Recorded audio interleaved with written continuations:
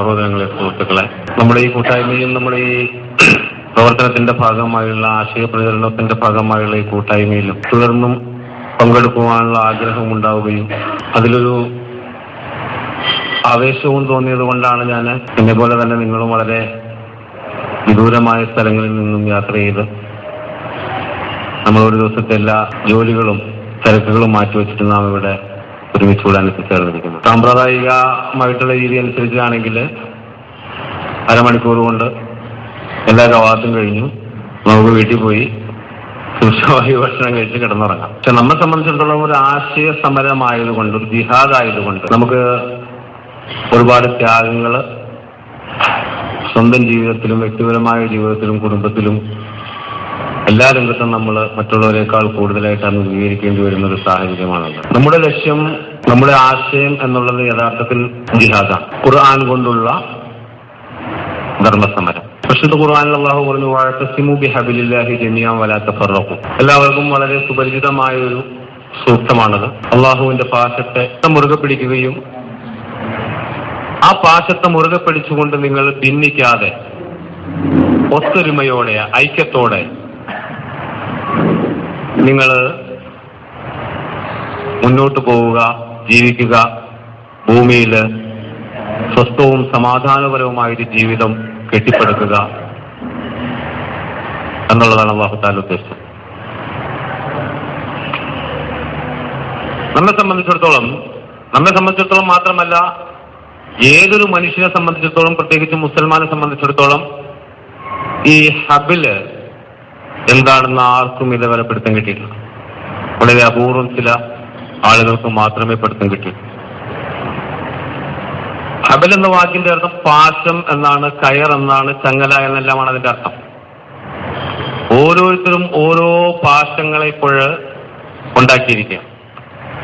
ചിലർ പറയുന്നു ഇസ്ലാം ആകുന്ന പാശം, ചിലർ പറയുന്നു ത്വരീഖത്താകുന്ന പാശം, ചിലർ പറയുന്നു അഹ്ലുൽ ബൈത്ത് ആകുന്ന പാശം. അങ്ങനെ പലവിധ പാശങ്ങളാൽ ആ അർത്ഥത്തെ വ്യാഖ്യാനിച്ച് പലവിധ സംഘങ്ങളായി, പലവിധ ജമിയത്തുൽ ഉലമകളായി, പലവിധ സംഘടനകളായി അതിനെ ദുർവിനിയോഗം ചെയ്തിരിക്കുകയാണ്. യഥാർത്ഥത്തിൽ പരിശുദ്ധ ഖുർആനിന്റെ ആശയത്തെ, അല്ലെങ്കിൽ പരിശുദ്ധ ഖുർആന്റെ വേദഗ്രന്ഥത്തിന്റെ ആ അവതരണ രീതിയെ, ശൈലിയെ പറ്റി ഈ പറയപ്പെട്ട ആളുകൾക്കൊന്നും തന്നെ ഇന്നും യാതൊരു വിധത്തിലുള്ള അറിവും ഉണ്ടായിട്ടില്ല എന്നുള്ളതാണ് യാഥാർത്ഥ്യം. ഖുർആൻ മാത്രമല്ല, ലോകത്ത് അവതീർണമായിട്ടുള്ള ഏതൊരു വേദഗ്രന്ഥം എടുത്താലും, ഖുർആനാകട്ടെ, അതിനു മുമ്പ് അവതരിച്ച ഇഞ്ചീലാകട്ടെ, തൗറാത്താകട്ടെ, സബൂറാകട്ടെ, അല്ലെങ്കിൽ മറ്റ് വേദഗ്രന്ഥങ്ങളായ ഭഗവത്ഗീതയാകട്ടെ, അല്ലെങ്കിൽ ഉപനിഷത്തുക്കളാകട്ടെ, വേദങ്ങളാകട്ടെ, ഏതുമായാലും അതിന്റെ എല്ലാം ശൈലി സാധാരണക്കാരന് മനസ്സിലാകാത്ത രീതിയിലുള്ള ഒരു ശൈലിയിലാണ് വേദഗ്രന്ഥങ്ങളുടെ അവതരണ രീതി. വേദഗ്രന്ഥങ്ങളുടെ അവതരണ രീതി എന്ന് പറഞ്ഞാൽ ചെറിയ ക്യാൻവാസില് മഹത്തായ ഒരു ആശയത്തെ പ്രതിഫലിപ്പിക്കുക എന്നുള്ളതാണ് എല്ലാ കാലത്തും വേദഗ്രന്ഥങ്ങളിൽ സ്വീകരിച്ചിട്ടുള്ള ശൈലി. അത് മനുഷ്യനിർമ്മിതമായ ഗ്രന്ഥങ്ങളാകട്ടെ, ദൈവികമായ ഗ്രന്ഥങ്ങളാകട്ടെ, അല്ലെങ്കിൽ മഹത്തുക്കളായ ആളുകൾ, നമ്മുടെ ഭാരതത്തിലും കേരളത്തിലും എല്ലാം ജീവിച്ചു മരണമടഞ്ഞു പോയ മഹാന്മാരായ ആളുകൾ രചിച്ചിട്ടുള്ള തത്വോപദേശപരമായ അല്ലെങ്കിൽ ദാർശനികമായ ഗ്രന്ഥങ്ങൾ നമ്മൾ പരിശോധിച്ചാൽ പോലും അതിൽ സ്വീകരിച്ചിട്ടുള്ള ശൈലിയും ഒരു കാവ്യാത്മകമായ ഒരു ശൈലിയിലാണ്, ഒരു ഉപമയിലൂടെയാണ് എല്ലാ കാര്യങ്ങളും അവതരിപ്പിച്ചിട്ടുള്ളത്. ഉദാഹരണം, നമ്മുടെ മലയാളത്തിലെ വലിയ വലിയ എഴുത്തുകാരുടെ, ഇപ്പോൾ ഒ വി വിജയനെ പോലെയുള്ള നോവലിസ്റ്റുകളുടെ, ഗുരുസാഗരം പോലെയുള്ള, അല്ലെങ്കിൽ ധർമ്മപുരാണം പോലെയുള്ള, ഈ ഖസാക്കിന്റെ ഇതിഹാസം പോലെയുള്ള നോവലുകൾ സാധാരണക്കാരന് വായിച്ചാൽ പോലും മനസ്സിലാക്കാൻ പറ്റാത്തൊരവസ്ഥയാണ്. അപ്പൊ അതിലും ഉന്നതമായ ആദർശങ്ങൾ ഉൾക്കൊള്ളുന്ന തിബിയാനിൽ ലികുല്ലി ശൈഇ എന്ന് അല്ലാഹു തആല വിശേഷിപ്പിച്ച എല്ലാ കാര്യങ്ങളും വിശദീകരിച്ചിരിക്കുന്ന ആ ഗ്രന്ഥം വെറും 6000 ചില്ലാനം സൂക്തങ്ങളില് എല്ലാ കാര്യങ്ങളും അവതരിപ്പിക്കുമ്പോൾ അതിനെ വലിയൊരു ക്യാൻവാസിൽ പറയാൻ പറ്റില്ല. ചെറിയ ക്യാൻവാസിൽ വലിയ കാര്യങ്ങൾ ഉൾക്കൊള്ളിക്കുക എന്നുള്ളൊരു കാവ്യാത്മകമായ ശൈലി, ഉപമകൾ, അലങ്കാരങ്ങൾ, രൂപകങ്ങൾ എന്നിവയെല്ലാം ഉപയോഗിച്ചുകൊണ്ടാണ് വേദഗ്രന്ഥങ്ങളുടെ അവതരണ ശൈലി. ഖുർആനാകട്ടെ ആ കാലഘട്ടത്തിൽ നമുക്ക് എല്ലാവർക്കും അറിയാം, സുന്നികളാണെങ്കിലും എല്ലാ അഹ്ലു സുന്നത്തി വൽ ജമാഅത്തിന്റെ ആളുകളും എല്ലാ ആളുകളും സമ്മതിക്കുന്ന കാര്യമാണ്. അന്ന് അറബികള് സാഹിത്യത്തിലും ഭാഷയിലും എല്ലാം അതീവ നൈപുണ്യരായിട്ടിരുന്ന ഒരു കാലഘട്ടത്തിലാണ് ഖുർആൻ അവതരിക്കുന്നത്. പരസ്പരം സംസാരിക്കുന്നത് പോലും, ഭാര്യ ഭർത്താക്കന്മാർ സംസാരിക്കുന്നത് പോലും, കാമുകന്മാർ സംസാരിക്കുന്നത് പോലും കവിതയിലൂടെയായിരുന്ന ഒരു കാലഘട്ടത്തിലാണ്, അത്രയ്ക്കും സാഹിത്യ സമ്പുഷ്ടമായിരുന്ന ഒരു കാലഘട്ടത്തിലാണ് ഖുർആൻ അറബികൾക്ക് അവതരിപ്പിച്ചു കൊടുക്കുന്നത്. ആ കാലഘട്ടത്തില് ഈ ഖുർആൻ അവതരിപ്പിക്കുമ്പോൾ ആളുകൾ പറയുന്നു, ഇപ്പോഴും അങ്ങനെ തന്നെയാണ് പറയുന്നത്, ഉമ്മിയായിരുന്നു പ്രവാചകൻ, നിരക്ഷര കുക്ഷിയായിരുന്നു എന്നാ പറയുന്നത്. അപ്പൊ ഇത്രയും കാവ്യാത്മകമായ ശൈലിയില് ഖുർആൻ ആ പ്രവാചകനിലേക്ക് അവതരിപ്പിച്ചു കൊടുക്കുമ്പോൾ ആ പ്രവാചകൻ നിരക്ഷര കുക്ഷിയായിരുന്നില്ല എന്നുള്ള ഏറ്റവും വലിയ തെളിവാണ്. അവരുടെ വാദങ്ങൾ പൊളിയുന്നതിൽ ഏറ്റവും വലിയ തെളിവാണ് ഇത്. ആ കാലഘട്ടത്തെ പറ്റി അവർ പറയുന്ന ആ പ്രത്യേകതകൾ തന്നെ. അപ്പോ ഞാൻ പറഞ്ഞു വന്നത്, ഉപമകളിലൂടെ, അലങ്കാരങ്ങളിലൂടെയാണ് എല്ലാ വേദഗ്രന്ഥങ്ങളിലും കാര്യങ്ങൾ അവതരിപ്പിച്ചു തന്നിട്ടുള്ളത്. പരിശുദ്ധ ഖുർആൻ എന്നത് ഉദാത്തമായ രീതിയിലുള്ള ഉപമകളിലൂടെയും അലങ്കാരങ്ങളിലൂടെയും കൂടിയാണ് അവതരിപ്പിച്ചത്. അതുപോലെ ഒരു പ്രയോഗമാണ് ഈ ഹബ്ല് എന്നുള്ളത്. അതുപോലെ ധാരാളം പ്രയോഗം, നിസാഉക്കും ഹർസുലക്കും എന്നുള്ള പ്രയോഗം, സ്ത്രീകൾ നമ്മുടെ കൃഷിസ്ഥലങ്ങളാണ്, നിങ്ങൾ ഉദ്ദേശിക്കുന്ന രീതിയിൽ കൃഷി ചെയ്തു. സാമ്പ്രദായികമായിട്ടുള്ള വ്യാഖ്യാനം അനുസരിച്ചാണെങ്കിൽ ഏത് രീതിയിലും സ്ത്രീകൾ ഉപയോഗിച്ചോളൂ എന്ന് അതിന്റെ അർത്ഥം പറയാൻ കൊള്ളൂല. അവിടെ കാസറ്റ് പോലെ, പഴയ ഓഡിയോ കാസറ്റ് പോലെ.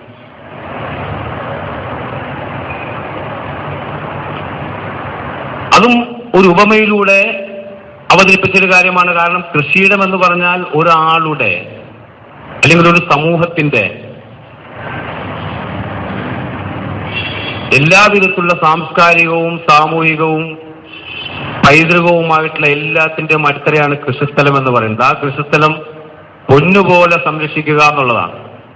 കൃഷിയുടെ തന്നെ ഒരു പൊന്നാണ്, പൊന്നിനേക്കാൾ ഉപരിയായിട്ടുള്ള സാധനമാണ്.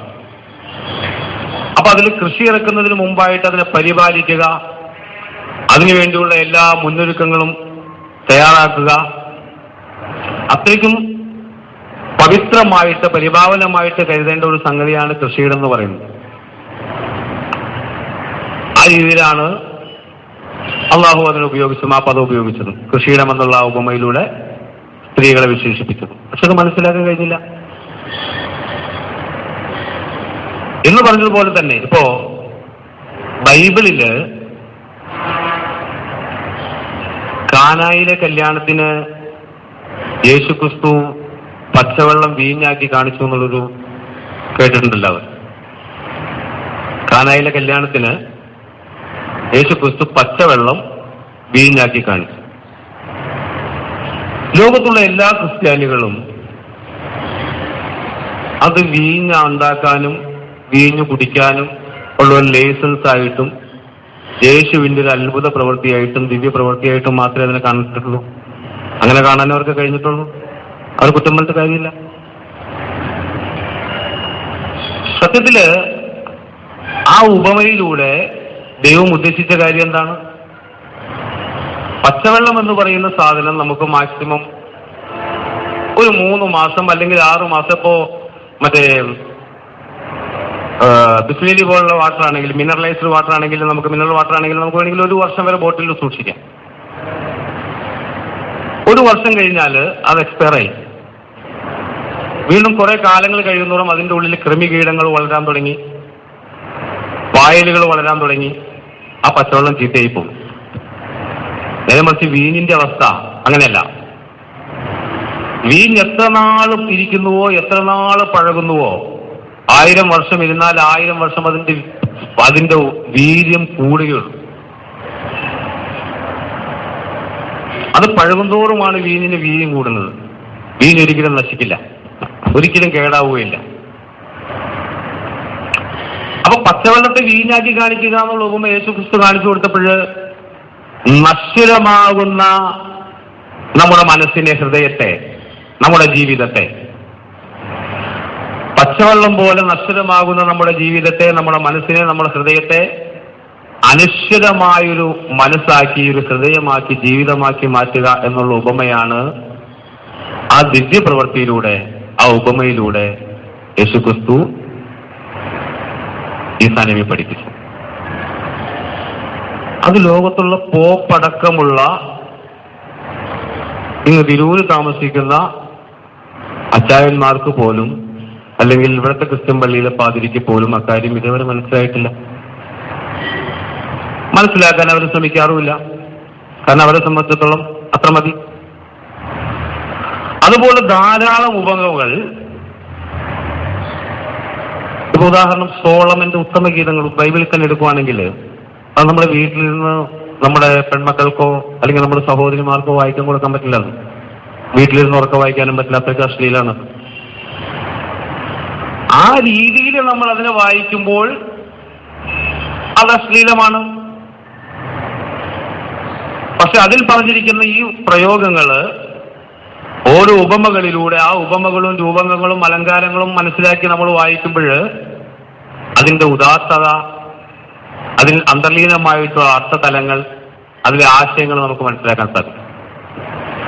എന്ന് പറഞ്ഞ പോലെ ഇപ്പൊ ഈ നിസാഉക്കും ഹർസുലക്കും എന്ന് പറഞ്ഞ പോലെ തെറ്റിദ്ധരിക്കപ്പെട്ടിരിക്കുന്ന ഒരു സൂക്തമാണ്, ഒരു വാക്കാണ് ഇത് ഹാബിൽ എന്നുള്ളത്.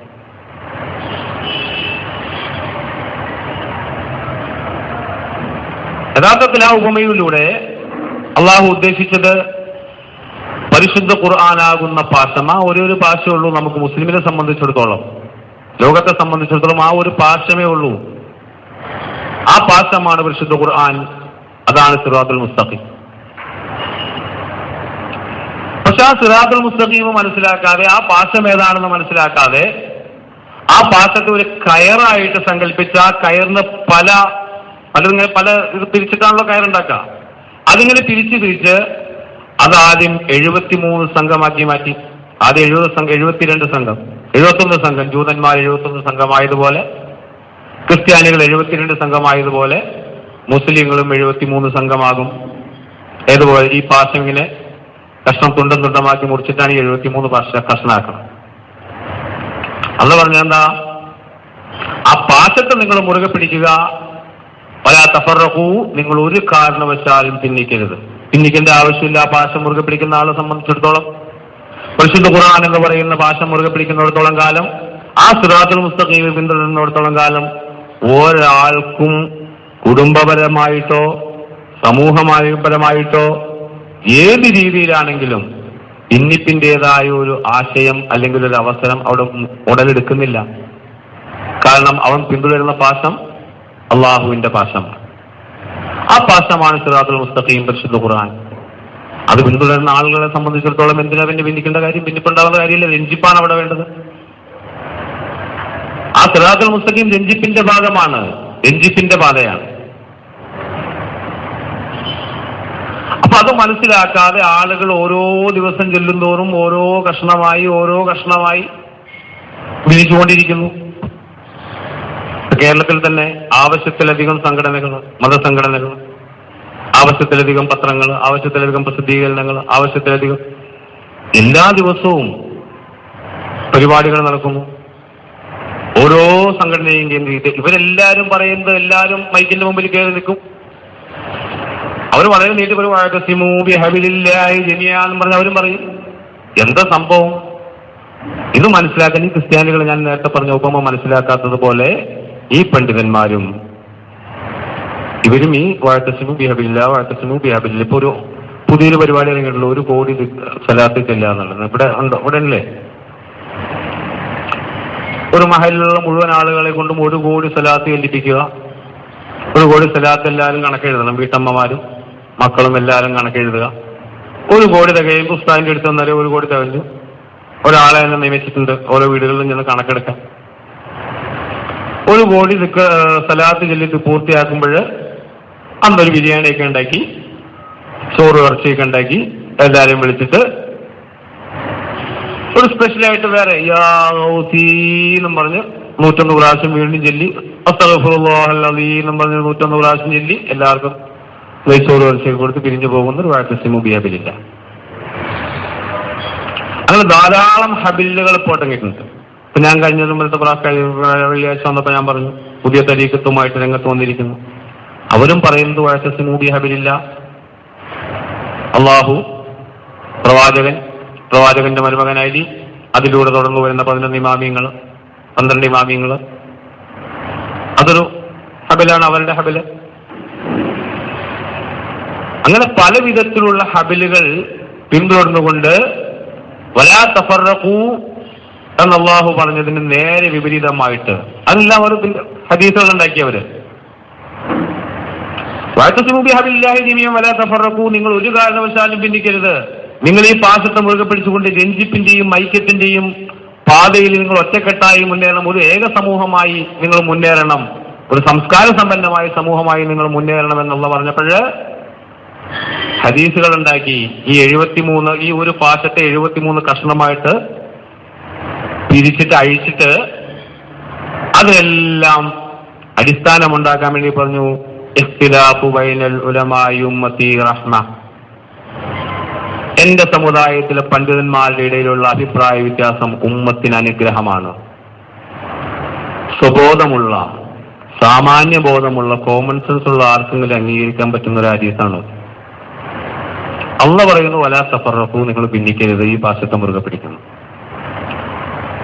നബി പറയുകയാണ്, പ്രവാചകൻ പറയുകയാണ്, എന്റെ സമുദായത്തിലുള്ള പണ്ഡിതന്മാരുടെ ഇടയിലുള്ള അഭിപ്രായ വ്യത്യാസം നിങ്ങൾക്ക് ഗുണകരമാണ്, നിങ്ങൾ ഭിന്നിച്ചോളൂ.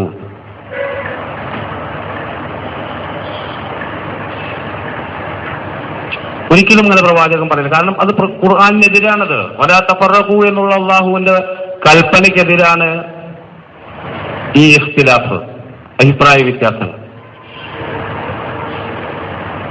അത് സാധാരണ നമ്മെപ്പോലുള്ള ആളുകളുടെ ഇടയിലുള്ള അഭിപ്രായ വ്യത്യാസമാണെങ്കിൽ പറഞ്ഞു തീർക്കാം. പണ്ഡിതന്മാരുടെ ഇടയിലുള്ള അഭിപ്രായ വ്യത്യാസം എന്ന് പറഞ്ഞാൽ അത് ഉമ്മത്തെ അനുഗ്രഹമല്ലാതെ ഫിത്നയാണത്. അത് മനസ്സിലാക്കാൻ കഴിവില്ലാത്ത ആളായിരുന്നു പ്രവാചകൻ. അപ്പൊ ഈ രീതിയിൽ ഇങ്ങനെ ദുർവ്യാഖ്യാനങ്ങൾ ചമച്ചുകൊണ്ട്, അതുപോലെ വേറൊരു ഹദീസ് പറയുന്നുണ്ടല്ലോ, യദുല്ലാഹി അലൽ ജമാഅ, അള്ളാഹുവിന്റെ സഹായം ഐക്യത്തിന്മേലാണ്.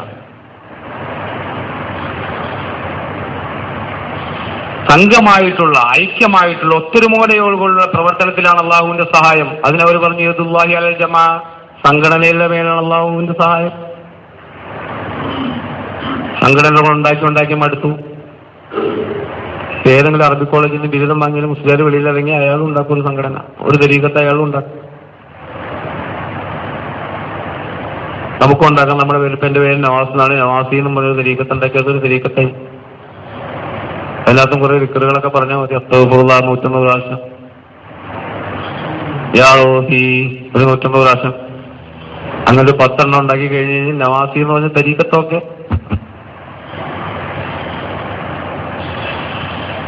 എന്ന് പറഞ്ഞ ഒരു ഇഷ്ടാനുസരണം ഖുർആനിലെ ദുർവ്യാഖ്യാനം ചെയ്തുകൊണ്ട് ഹദീസുകൾ കെട്ടിച്ചമച്ചുണ്ടാക്കിക്കൊണ്ട്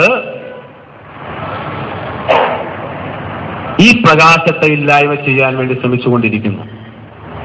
ഈ പ്രകാശത്തെ കൊളുത്താൻ, ഈ പ്രകാശത്തെ മുന്നോട്ട് നയിക്കാൻ, ഈ പ്രകാശത്തിൽ നിന്നും ഒരു പ്രകാശത്തിൽ നിന്ന് നമ്മൾ വെളിച്ചം കൊളുത്തിക്കൊണ്ട് ആ പ്രകാശം പരത്തുവാൻ നമ്മൾ മുന്നോട്ട് പോയി കഴിഞ്ഞാൽ നമ്മളായി ഏറ്റവും വലിയ വാല്യം. നമ്മളാണ് പിന്നെ അബൂജഹൽ, നമ്മളാണ് ദജ്ജാൽ. ഞാൻ കഴിഞ്ഞ 2 ആഴ്ച മുമ്പ് പറഞ്ഞില്ലേ, നമ്മളെ മരിച്ചാൽ പോലും പള്ളിയിൽ കുഴിച്ചിടില്ലാത്ത അവസ്ഥ. നമ്മളെ മക്കൾക്ക് അല്ലെങ്കിൽ നമ്മുടെ സഹോദരിമാർക്ക് വിവാഹ ബന്ധങ്ങൾ നിഷേധിക്കുന്ന അവസ്ഥ. നമ്മളെ മൊത്തത്തിൽ ഒറ്റപ്പെടുത്താനുള്ള ഒരു ഒറ്റമൂലിയാണ് നമ്മൾ നിരീശ്വരവാദിയാണെന്നൊക്കെ പറയുക, പറഞ്ഞു പരത്തുക. ഖുർആനികമായ ആശയങ്ങൾ പറയുന്ന ആളുകൾ നിരീശ്വരവാദിയായിട്ട് ഒറ്റ പ്രഖ്യാപനം, അതോടെ അവൻ എല്ലാം തീർന്നു, അല്ലാത്തൊരു ബ്ലോക്കാണ്.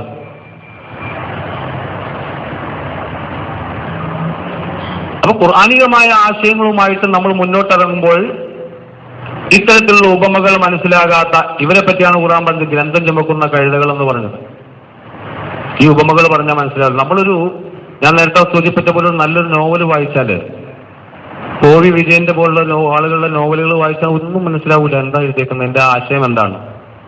അല്ലെങ്കിൽ ഇപ്പോ എ അയ്യപ്പൻ എന്ന് പറയുന്നൊരു കവി ഉണ്ടായിരുന്നു, നിങ്ങൾ കേട്ടിട്ടുണ്ടാവും.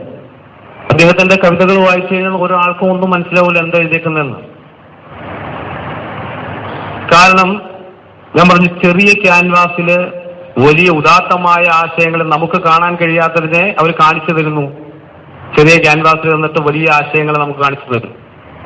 അപ്പൊ അത് മനസ്സിലാക്കണമെങ്കിൽ അതിനാണ് സഹൃദയൻ എന്ന് പറയുന്നത്. നല്ല സഹൃദയൻ, നന്നായിട്ട് സഹൃദയത്വം എന്നതിന് പറയുന്നത് മലയാളത്തിൽ. ആ സഹൃദയത്വമാണ് നമുക്കുണ്ടാകേണ്ടിയിരിക്കുന്നത്. അതുണ്ടാക്കാൻ നമ്മൾ ശ്രമിച്ചാൽ ഇവരാരും സമ്മതിക്കുമല്ലോ, ഉണ്ടാക്കാൻ സമ്മതിക്കില്ല. കാരണം കാര്യങ്ങൾ മനസ്സിലാക്കി കഴിഞ്ഞാൽ, ഇപ്പോ നേരത്തെ ഞാൻ സൂചിപ്പിച്ച പോലെ വീഞ്ഞിന്റെ കഥ, പച്ചവെള്ളം വീഞ്ഞാക്കി മറ്റേ കഥ പറഞ്ഞതുപോലെ കാര്യങ്ങളെ പറഞ്ഞ് ഉദ്ദേശിച്ച രീതിയിൽ, അള്ളാഹു ഉദ്ദേശിച്ച രീതിയിൽ, പ്രവാചകൻ ഉദ്ദേശിച്ച രീതിയിൽ നമ്മൾ കാര്യങ്ങൾ മനസ്സിലാക്കി വരുന്നൊരു സമൂഹം ഉണ്ടായാൽ ലോകം നന്നായി പോകും. അപ്പൊ പിന്നെ സംഘടനകൾ ഉണ്ടാവൂല. അവിടെ പിന്നെ രഞ്ജിപ്പിന്റെ മാർഗങ്ങൾ മാത്രമേ ആരായാൻ പറ്റൂ ഖുർആൻ വെച്ചിട്ട്. അപ്പൊ അങ്ങനത്തെ ഒരു സമൂഹത്തിന്റെ സൃഷ്ടിപ്പിനായി നാം ഓരോരുത്തരും ശ്രമിക്കുമ്പോൾ അതിനെ ഇല്ലായ്മ ചെയ്യാൻ വേണ്ടി മഹാഭൂരിപക്ഷം വരുന്ന ആളുകൾ അവരുടെ സമ്പത്തും അധികാരവും എല്ലാം ഉപയോഗപ്പെടുത്തിക്കൊണ്ട് അവർ മുന്നോട്ട് വരും.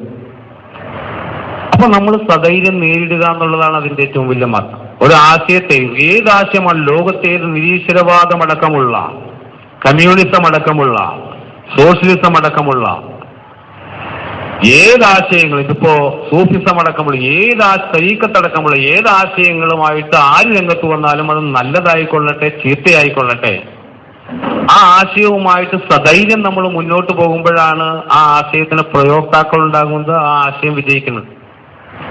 അല്ലെങ്കിൽ പിന്നെ ഒഴുക്കിനെതിരെ നേരിടുക എന്ന് പറയും, അല്ല ഒഴുക്കിന് അനുകൂലമായിട്ട് നേരിടുക എന്ന് പറയും. അപ്പൊ പിന്നെ അവരും നമ്മളും തമ്മിൽ യാതൊരു വ്യത്യാസമില്ല. അപ്പൊ സധൈര്യം നമ്മൾ ഖുർആനാണല്ലോ നമ്മൾ മുറുകെ പിടിക്കുന്ന ആശയം. നമ്മൾ അള്ളാഹുവിന്റെ ഭാഷ മുറുകെ പിടിക്കുമ്പോൾ പിന്നെ നമ്മൾ എന്തിനാ ഭയപ്പെടുന്നത്? നമ്മൾ ആരെ ഭയപ്പെടണം? അള്ളാഹുവിന്റെ ഭാഷത്തെ നമ്മൾ മുറുകെ പിടിച്ചാൽ അള്ളാഹു വിജയിപ്പിക്കുമെന്നുള്ള കാര്യത്തിൽ യാതൊരു സംശയം വേണ്ട. അതിൽ വിജയം ഉറപ്പാണ്. കാരണം രഞ്ജിപ്പിന്റെ മാർഗമാണ് പറഞ്ഞത്, വലാ തഫറഖൂ, നിങ്ങൾ ഭിന്നിക്കരുത്. നമ്മൾ ഭിന്നിക്കാതെ സംഘടിതമായി ഒറ്റക്കെട്ട്, ഏത് പ്രശ്നം കുടുംബത്തിലാണെങ്കിലും സമൂഹത്തിലാണെങ്കിലും വ്യക്തിപരമായിട്ടുള്ള നമ്മുടെ ബന്ധങ്ങളിലാണെങ്കിലും നമ്മൾ ആ ഒറ്റ ആശയം മുറുകെ പിടിച്ചുകൊണ്ട് നമ്മൾ മുന്നോട്ട് പോയാൽ നമ്മുടെ എല്ലാ കാര്യങ്ങളും ഭംഗിയായി. കാരണം നമ്മുടെ വിയോജിപ്പിന്റെ മാർഗങ്ങളില്ല, അവിടെ ഐക്യത്തിന്റെ മാർഗങ്ങൾ മാത്രമേ ഉള്ളൂ. അപ്പോ ഞാൻ പറഞ്ഞു വന്നത് ഉപമകളിലൂടെ, അലങ്കാരങ്ങളിലൂടെ പരിശുദ്ധ ഖുർആനിലെ എല്ലാ വേദഗ്രന്ഥങ്ങളിലും അങ്ങനെ തന്നെയാണ് അവതരിപ്പിച്ചിട്ടുള്ള കാര്യങ്ങൾ. അപ്പൊ അത് മനസ്സിലാക്കാൻ നാം ഓരോരുത്തരും തയ്യാറാകണം. എന്താണത് പറഞ്ഞിരിക്കുന്നത്, എന്താണതിന്റെ ആശയം. അപ്പൊ ഖുർആൻ നമ്മൾ ഒരു പ്രാവശ്യമെങ്കിലും വായിച്ചിട്ട്, ഇപ്പൊ നമ്മളിപ്പോ പുതിയ ക്ലാസ്സുകളെല്ലാം നടക്കുന്നില്ലേ ഖുർആന്റെ, അല്ലേ? അപ്പൊ ക്ലാസ്സുകളിലൂടെ എല്ലാം നമ്മൾ കാര്യങ്ങൾ മനസ്സിലാക്കുകയും നമ്മളത് നമ്മുടെ വീട്ടില് നമ്മുടെ ഭാര്യയ്ക്കും നമ്മുടെ മക്കൾക്കും ആ സന്ദേശം നമ്മൾ പകർന്നു കൊടുക്കാൻ തയ്യാറാവുക. അത് വേറെ ആരും പകർന്നു കൊടുക്കാൻ ഉണ്ടാവില്ല. നമ്മൾ ഈ ആശയവുമായിട്ട് മുന്നോട്ട് പോകുന്നു. നമ്മളെ മക്കളെ മറ്റാശയക്കാരുടെ മദ്രസകളിൽ പറഞ്ഞു വിടുന്നു, അവരുടെ രീതിയിലുള്ള കാര്യങ്ങൾ പഠിക്കുന്നു, മനസ്സിലാക്കുന്നു. എന്നിട്ട് നമ്മൾ ആ കുട്ടികൾ വലുതായി കഴിയുമ്പോൾ നമ്മൾ പറഞ്ഞു കൊടുക്കാം, അല്ലെങ്കിൽ വലുതായി കഴിയുമ്പോൾ നമ്മളെ പുസ്തകങ്ങൾ കൊടുക്കാം, നമ്മുടെ ആശയങ്ങൾ പകർന്നു കൊടുക്കാന്ന് പറഞ്ഞാല് അപ്പൊ അവൻ വാപ്പാനെ തല്ലുന്ന അവസ്ഥയിലേക്ക് വരും. അപ്പൊ കഴിയുന്നത് നമുക്ക് മനസ്സിലായ യാഥാർത്ഥ്യങ്ങൾ, നമുക്ക് പകർന്നു കിട്ടിയിരിക്കുന്ന വെളിച്ചം ആദ്യമായിട്ട് നമ്മുടെ കുടുംബത്തിലെ നമ്മളെ മക്കൾക്കും നമ്മുടെ ഭാര്യമാർക്കും പറഞ്ഞു മനസ്സിലാക്കി കൊടുക്കാനും അവരുടെ പിന്തുണ മീൻസ് അവരെ ആശയത്തിലേക്ക് കൊണ്ടുവന്ന് അവരുടെ മനസ്സിലും പ്രകാശം ഉണ്ടാക്കി കൊടുക്കാൻ നമ്മൾ ശ്രമിക്കുമ്പോൾ അത് പതുക്കെ പതുക്കെ ഒരു സമൂഹമായി മാറും. അപ്പൊ നമ്മളെല്ലാവരും അനുഭവിക്കുന്ന, നമ്മുടെ ഈ ആശയവുമായിട്ട് ബന്ധപ്പെട്ട് പ്രവർത്തിക്കുന്ന ആളുകളെല്ലാം അനുഭവിക്കുന്ന പ്രശ്നം അതാണ്. എല്ലാവരും വീടുകളിൽ, സ്വന്തം കുടുംബങ്ങളിൽ ഒറ്റപ്പെടും. അപ്പൊ ആ ഒരു അവസ്ഥ നമ്മൾ മാറ്റിയെടുക്കാൻ നമ്മൾ തന്നെ ശ്രമിക്കണം. കാരണം നമ്മുടെ ഒരു ബലിഷ്ഠമായ ഒരു പാശം, ഒരിക്കലും യാതൊരു രീതിയിലുള്ള കേടുപാടുകളും ജീർണതയും സംഭവിക്കാത്തൊരു ഭാഷം ഒരു സിറാത്തുൽ മുസ്തഖീം നമ്മുടെ കയ്യിലുള്ളപ്പോൾ ആ സിറാത്തുൽ മുസ്തഖീം അല്ലാതെ വേറെ അല്ല നമ്മൾ പിന്തുടരേണ്ടത്. നമ്മൾ അന്യ ആശയങ്ങൾ ഉൾക്കൊള്ളുന്ന ആളുകളുടെ സ്ഥാപനങ്ങളിൽ നമ്മുടെ മക്കളെ വിദ്യാഭ്യാസത്തിന് വേണ്ടി വിടുമ്പോൾ അവരതിൽ നിന്നും സ്വാധീനം ഉൾക്കൊള്ളുന്നു. കാരണം നമ്മൾ കൊടുക്കുന്ന ആശയപ്രചരണമല്ല അവർ കൊടുക്കുന്നത്. അവരുടെ ആശയപ്രചരണം അതിതീക്ഷ്ണമാണ്, അതിരൂക്ഷമാണ്.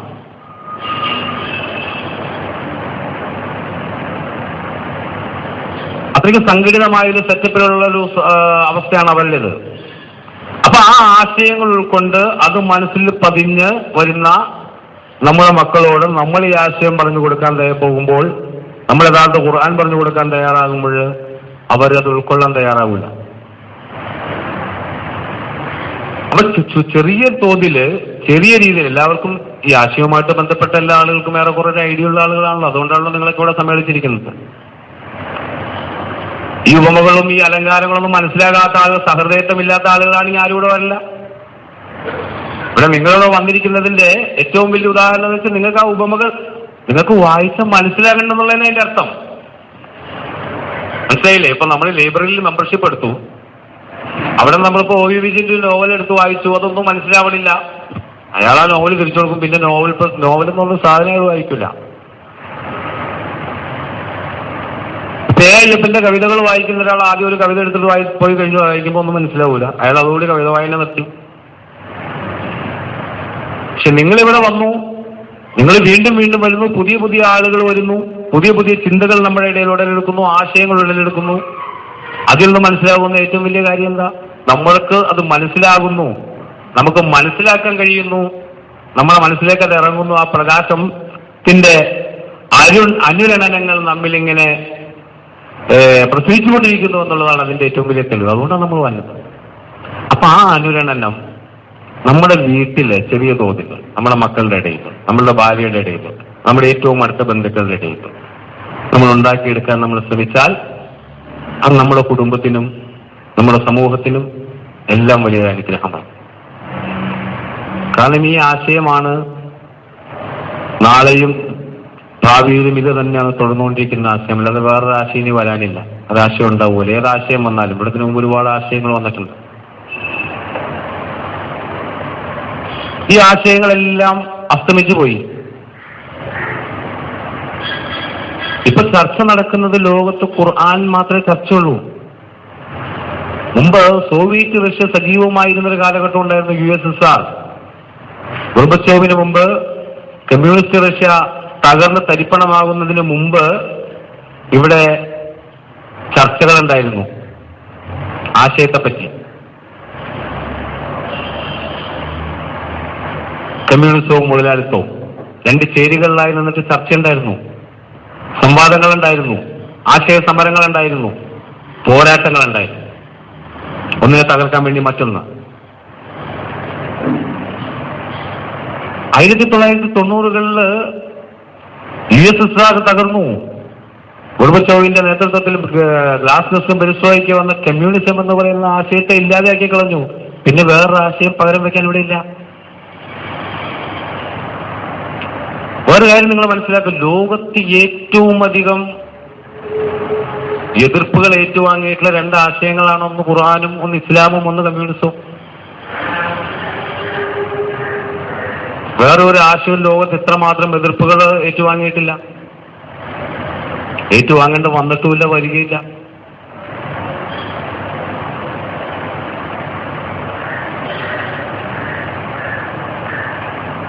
അങ്ങനെ കമ്മ്യൂണിസത്തിലൂടെ നിലനിന്നു. ആ കമ്മ്യൂണിസം തകർന്നതോട് പിന്നെ ആശയം ഇല്ല. ഇവിടെ പകരം വെക്കാൻ ആശയമില്ല. പിന്നെ ഉള്ള ആശയം ഉള്ളത് ഇസ്ലാമാണ്, ആശയമുള്ളത് ഖുർആനാണുള്ളത്. അത് വെച്ചിട്ടുള്ള ചർച്ചകളാണ് ലോകത്ത് നിന്ന് സജീവമായിട്ട് നടന്നുകൊണ്ടിരിക്കുന്നത്. ആ ചർച്ചകൾ പക്ഷെ പാരമ്പര്യമായിട്ടുള്ള സമ്പ്രദായങ്ങളനുസരിച്ചുള്ള ചർച്ചകളും ഈ ഹദീസിനെ വെച്ചിട്ട് ഖുർആനിൽ വ്യാഖ്യാനിക്കുന്ന ചർച്ചകളുമാണ് ലോകത്ത് നടന്നുകൊണ്ടിരിക്കുന്നത്. കാരണം അതാണ് അവൈലബിൾ ആയിട്ടുള്ളത്. ഈ അവൈലബിൾ പൊളിറ്റി ബ്യൂറോ എന്ന് പറഞ്ഞ പോലെ വേറെ ഒന്നുമില്ല. പരിശുദ്ധ ഖുർആൻ അതിന്റെ തനതായ രീതിയിൽ വ്യാഖ്യാനിച്ചു കൊടുക്കാൻ ലോകതലത്തിൽ ശ്രമങ്ങൾ നടക്കണില്ല. ഒറ്റയ്ക്കും നമ്മളെ പോലെ ചില സംഘങ്ങള്, ചില സംഘടനകള് അങ്ങനെയുള്ള ഇതല്ലാതെ യഥാർത്ഥത്തിലുള്ള ആശയ സംവാദങ്ങളും ആശയവിനിമയങ്ങളും ചർച്ചകളും സംവാദങ്ങളും ലോകതലത്തിൽ നടക്കുന്നില്ല. ഇപ്പം നടന്നുകൊണ്ടിരിക്കുന്ന സമയമാണത്. കാരണം പകരം വെക്കാൻ പറ്റുന്നില്ല. സോഷ്യലിസം ഇല്ല, കമ്മ്യൂണിസം ഇല്ല, ഇപ്പോഴുള്ളത് പിന്നെ ക്യാപിറ്റലിസമാണ്. ക്യാപിറ്റലിസം എന്ന് പറഞ്ഞാൽ അതിന്റെ പ്രശ്നങ്ങളാണ് നമ്മൾ ലോകത്ത് മൊത്തം അഭിമുഖീകരിച്ചുകൊണ്ടിരിക്കുന്നത്. കാരണം പണമാണ് എല്ലാത്തിന്റെയും കാരണം, ബേസ്. അപ്പൊ ആശയത്തിന് അവിടെ നിലനിൽപ്പില്ല. ഒരു ആശയം എവിടെയെങ്കിലും സജീവമാകുമ്പോഴാണ് മറ്റാശയങ്ങൾ തടവുടഞ്ഞിരിക്കുന്നത് അവിടെ. ഇപ്പൊ ഉദാഹരണത്തിന് ഞങ്ങളുടെ മഹലില്, ഇപ്പൊ ഞാൻ എന്റെ മഹലില് ഒരു ആശയവും ഇല്ലാത്തൊരു മഹലാണ്. അവിടെ AP ഇല്ല, EK ഇല്ല, ജമാഅത്ത് ഇസ്ലാമി ഇല്ല, മുജാഹിദ് ഇല്ല, തബ്ലീഗ് ഇല്ല, ഒന്നുമില്ല. അവരെ പരമ്പരാഗതമായ ഒരു സുന്നി സംവിധാനത്തിൽ പോകുന്ന ആളുകളാണ്. അങ്ങനെ ഇരിക്കുന്ന സമയത്താണ് പെട്ടെന്ന് അവിടെ 2-3 മുജാഹിദുകാർ രംഗപ്രവേശനം ചെയ്യണത്. ഉടൻ തന്നെ യാതൊരു ആശയവും ഇല്ലാത്ത ആളുകൾ അവിടെ എതിർ പ്രസംഗങ്ങളായി, കാസറ്റ് ക്ലിപ്പിങ്ങുകളായി, അപ്പൊ അടുത്ത ആളായി, പിറ്റേ ദിവസം മുജാഹിദിന്റെ ആയി, പിറ്റേ ദിവസം. അപ്പൊ സജീവത വരണമെങ്കിൽ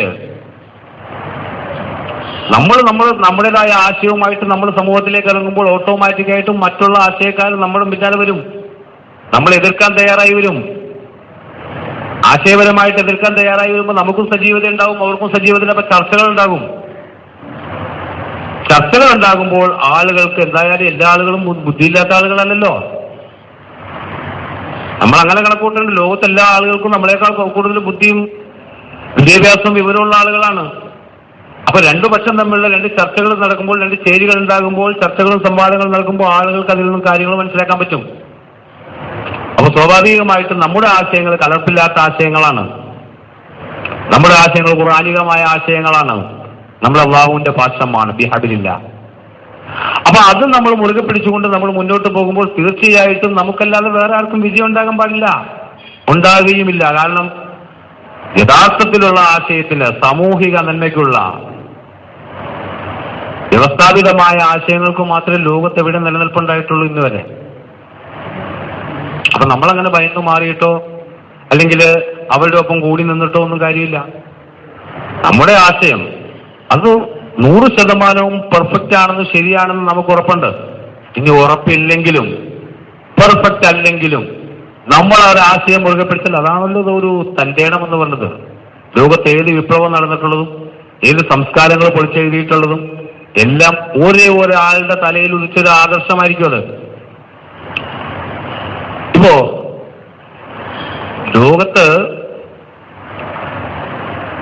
ലോകമുണ്ടായ കാലം മുതൽ മുകളിൽ നിന്നൊരു സാധനം താഴത്തേക്കേ പോലുള്ളൂ, അല്ലേ? നെട്ടറ്റാൽ എല്ലാ സാധനവും താഴേക്കേ വരുള്ളൂ, മുകളിലേക്ക് കല്ലെറിഞ്ഞു കഴിഞ്ഞാൽ താഴത്തേക്കേ വരുള്ളൂ. ലോകത്തെല്ലാ ആളുകൾക്കും അറിയും, എല്ലാ കാലത്തും സംഭവിച്ചുകൊണ്ടിരിക്കുന്നത് അങ്ങനെ തന്നെയാ. പക്ഷെ അത് ആരത് കണ്ടുപിടിച്ചത്? അതിനെപ്പറ്റി ചിന്തിക്കാൻ തയ്യാറായത് ഒരേ ആൾ മാത്രമേ ഉണ്ടായുള്ളൂ, അല്ലേ? ന്യൂട്ടൺ മാത്രമാണ് അതിനെപ്പറ്റി ചിന്തിച്ചത്, ന്യൂട്ടൺ മാത്രമാണ് കണ്ടുപിടിച്ചത്. ന്യൂട്ടൺ അത് കണ്ടുപിടിച്ചു, ന്യൂട്ടൺ അത് തെളിയിച്ചു, അത് സൈദ്ധാന്തികവൽക്കരിച്ചു. എന്നിട്ട് അയാൾ അത് കണ്ടുപിടിച്ചത് എന്നും പറഞ്ഞാൽ സാധനം ഇല്ലാന്ന് നിഷേധിക്കാൻ പറ്റും നമുക്ക്. അതാണ് ഈ ആളുകൾക്ക് ചേതന്നൂർ മൗലവിയെ പറ്റിയും ചേതന്നൂർ മൗലവിയുടെ ഖുർആനികമായ ആശയങ്ങളെ പറ്റിയും അറിയില്ലാത്തതിന്റെ കാരണം. ചേതന്നൂർ മൗലവിയല്ലേ പറഞ്ഞത്? ഇതിനു മുമ്പ് ഒരുപാട് ആലിമീങ്ങൾ കഴിഞ്ഞു പോയില്ലേ, ഒരുപാട് ഇമാമിങ്ങൾ കഴിഞ്ഞു പോയില്ലേ, ഒരുപാട് ഷെയ്ഖുമാര് കഴിഞ്ഞു പോയില്ലേ? അവരാരും എന്തുകൊണ്ട് ഇത് ചിന്തിച്ചില്ല? അവരാരും പറഞ്ഞില്ല. അവർ പറയാത്ത ഈ മൗലവി പറഞ്ഞപ്പോ എന്താ കാര്യം?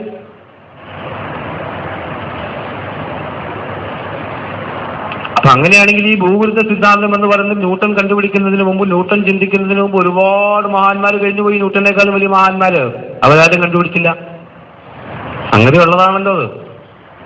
ഈ പ്രകൃതിയിൽ ഉണ്ടായിരുന്നൊരു സംഭവം ന്യൂട്ടൺ കണ്ടുപിടിച്ചു എന്ന് മാത്രം. എന്ന് പറഞ്ഞതുപോലെ ഖുർആനിന്റെ ആശയങ്ങള് നൂറ്റാണ്ടുകളായി, ഏതാണ്ട് 14ഓളം നൂറ്റാണ്ടുകളായിട്ട് മറച്ചു വെക്കപ്പെട്ടിരുന്ന, വികൃതമാക്കപ്പെട്ടിരുന്ന ആശയങ്ങളും മൗലവി മുങ്ങിത്തപ്പിയെടുത്ത് അവതരിപ്പിച്ചു എന്ന് മാത്രമേ ഉള്ളൂ, ന്യൂട്ടൺ ചെയ്തതുപോലെ.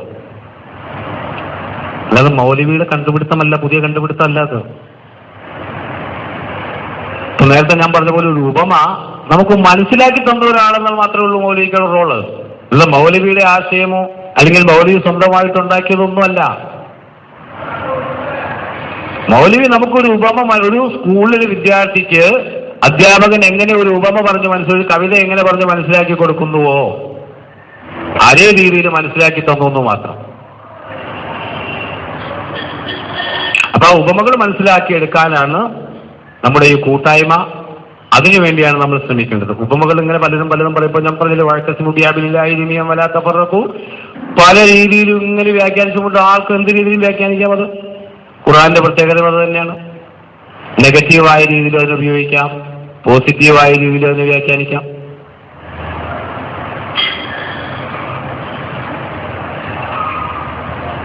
അതിനെ കൗണ്ടർ ചെയ്യാൻ വേണ്ടിയാണ് പിന്നെ എന്തുണ്ടായത്, ഹദീസുകൾ ഉണ്ടായത്. ഇപ്പൊ ബുഹാരിയിലെ ഒന്നാമത്തെ ഹദീസ് തന്നെയല്ല, ഇന്നമൽ അഅ്മാലു ബിന്നിയ്യ, എല്ലാ പ്രവൃത്തികളും നമ്മുടെ നിയ്യത്തനുസരിച്ചാണ്, ഉദ്ദേശം അനുസരിച്ചാണ്. എല്ലാ കാര്യവും ക്ലിയർ ആയില്ലേ? ആ ഒറ്റ ഹദീസ് കൊണ്ട് എല്ലാം ക്ലിയർ ആക്കി. നമ്മുടെ ഉദ്ദേശം നന്നായാൽ മതി, എന്തും ചെയ്യാൻ കുഴപ്പമില്ല. ഇന്നമൽ അഅ്മാലു ബിന്നിയ്യ. പരിശുദ്ധ ഖുർആന്റെ മൊത്തം ആ ഒറ്റ ഹദീസ് കൊണ്ട് എന്ത് ചെയ്തു, മാറ്റിമറിച്ചു. ഒറ്റ ഹദീസ്, ബുഖാരിയിൽ ഒന്നാമത്തെ ഹദീസ്, ഇന്നമൽ അഅ്മാലു ബിന്നിയ്യാത്ത്. അതാണ് സംഭവം. അപ്പൊ ഇത് മനസ്സിലാക്കിയെടുക്കാൻ നമ്മൾ ശ്രമിക്കണം. കാരണം ഇത് പെട്ടെന്ന് മനസ്സിലാകുന്ന ഒരു ആശയമല്ല അത്. ഒന്നാമത് നമ്മുടെ ഇടയിൽ ഉള്ള കാര്യങ്ങളാണ് നമ്മൾ പറയേണ്ടത്. നമ്മൾ വളച്ചു കെട്ടി കഥകളിലൂടെ അല്ലെങ്കിൽ കെട്ടുകഥകളിലൂടെ രാമായണ കഥകളിലൂടെ നമ്മൾ കാര്യങ്ങൾ പറഞ്ഞ് മനസ്സിലാക്കി കൊടുത്താൽ നമ്മുടെ കൂട്ടത്തിൽ ആണുങ്ങളെക്കാൾ കൂടുതൽ പെണ്ണുങ്ങളായിരിക്കും നമ്മുടെ ആശയങ്ങൾ പിന്തുടരുന്ന ആളുകൾ ഉണ്ടാവുക. കാരണം അവർക്കതാ വേണ്ടത്. കാരണം ഖുർആൻ അങ്ങനെ ഒരു സംഗതി അല്ലല്ലോ. ആളുകളെ സൂചിപ്പിക്കാനും ആളുകളെ രസിപ്പിക്കാനും വേണ്ടി അവതരിപ്പിച്ച ഒന്നല്ലല്ലോ അത്. ഇപ്പൊ ബൈബിൾ ഞാൻ പറഞ്ഞു, ഉത്തമഗീതം വായിച്ചെങ്കിൽ നല്ല രസമാണ് വായിക്കാൻ. പക്ഷെ അത് ആ രീതിയിൽ വായിച്ചു പോകുന്ന ആളുകളെ സംബന്ധിച്ചിടത്തോളം അശ്ലീലമാണ്. അയാൾ വായിക്കുന്നപ്പോൾ അച്ഛൻ വായിക്കുകയാണെങ്കിൽ മോളോട് പറയും, മോളെ ആ സാധനം വായിക്കരുതെന്ന് പറയും.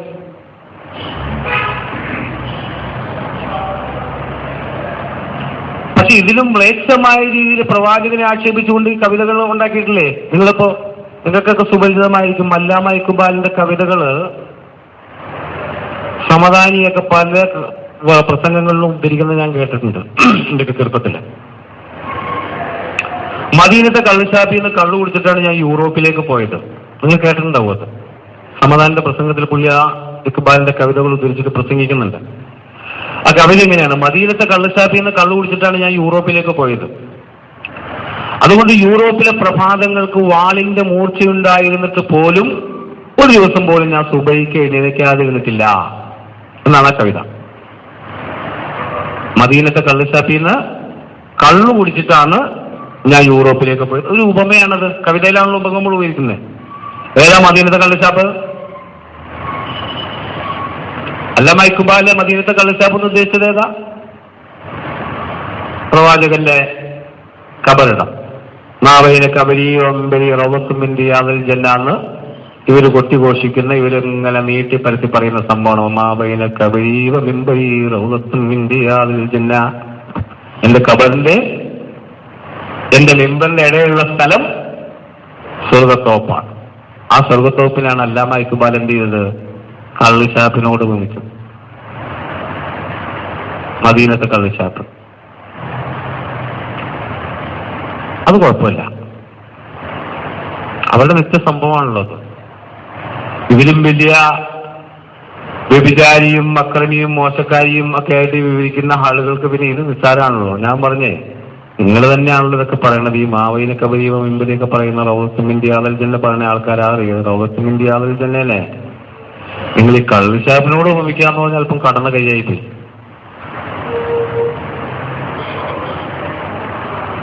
അപ്പൊ ഇത് പല രീതിയിലും ഇങ്ങനെ ആളുകൾ വ്യാഖ്യാനിച്ച റസൂലുള്ളാഹി, അത് പ്രവാചക പ്രേമമാണെന്നാ പറയുന്നത്. ഇഖ്ബാലിന്റെ പ്രേമം വെളിപ്പെടുത്തുന്നതാണത്. ആയിക്കോട്ടെ, കുഴപ്പമില്ല. പക്ഷെ എന്തിനും ഈ മനുഷ്യന് അല്ലെങ്കിൽ മനുഷ്യനിർമ്മിതമായ ഗ്രന്ഥങ്ങൾക്കും മനുഷ്യൻ ഉപയോഗിക്കുന്ന ഉപമകൾക്കും ഈ രീതിയിലുള്ള ദൗർബല്യങ്ങളും പോരായ്മകളും ഉണ്ടാകും. പരിശുദ്ധ അള്ളാഹു ഉപയോഗിക്കുന്ന ഒരു ഉപമയും അതതിന്റെ കറക്റ്റായിട്ടുള്ള ആപ്റ്റായിട്ടുള്ള ഉപമകളായി.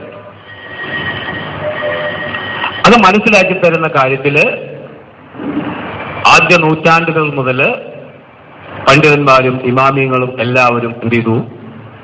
വ്യക്തമായ വഞ്ചന നമ്മളോട് കാണിച്ചു, നമ്മളോട് ഖുർആനോട് കാണിച്ചു. അത് വ്യക്തമാക്കി തന്ന, നമുക്ക് മനസ്സിലാക്കി തന്ന ഒരാളെന്ന നിലയിലാണ് നമ്മൾ മൗലവിയെ കാണുന്നത്.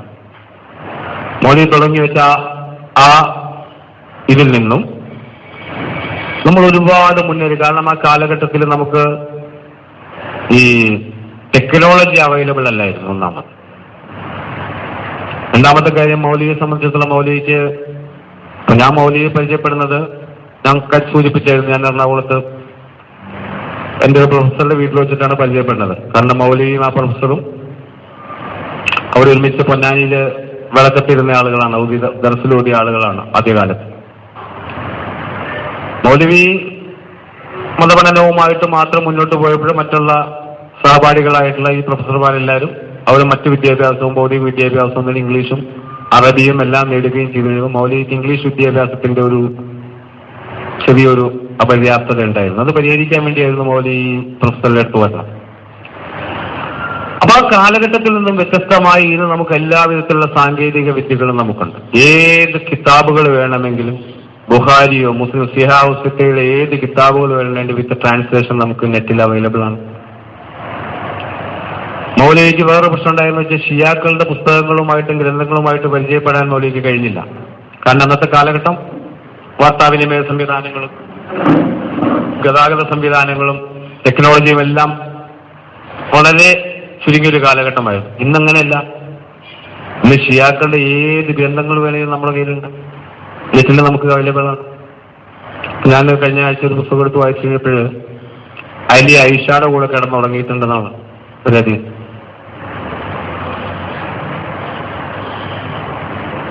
അലിയാണ് സ്വർഗത്തിലേക്ക് ഇഷ്ടാനുസരണം ആളുകളെ കയറ്റി വിടുകയും ഇഷ്ടാനുസരണം സ്വർഗത്തിൽ നിന്ന് നരകത്തിലേക്ക് ആക്കുകയും ചെയ്യുന്ന ആൾ അലിയാണ്. അങ്ങനെ ആയിരക്കണക്കിന് കിതാബുകൾ ഷിയാക്കളുടേതായിട്ട്. ഇത് വേറൊരു പ്രശ്നം എന്താ വെച്ചാൽ നമ്മുടെ നാട്ടിലെ ഈ മുസ്ലിയാക്കന്മാരെ സംബന്ധിച്ചിടത്തോളം അല്ലെങ്കിൽ പണ്ഡിതന്മാരെ സംബന്ധിച്ചിടത്തോളം ഈ കിതാബുകൾ അതിന്റെയൊക്കെ പേരുകളും ഈ പേരുകളെല്ലാം ഒന്നും ഇപ്പൊ ഫതഹുൽ മൊയ്ൻ പോലെ തന്നെയാണ് അവരുടെ കിതാബുകൾ. അപ്പൊ ഇത് എല്ലാ അറബിയിലാണല്ലോ എഴുതിയിരിക്കുന്നത്. അറബിയിൽ എഴുതിയിരിക്കുന്നതെല്ലാം ഇസ്ലാമാണ് ധരിച്ചു വെച്ചിരിക്കുന്ന ഒരു കൗമാണല്ലോ.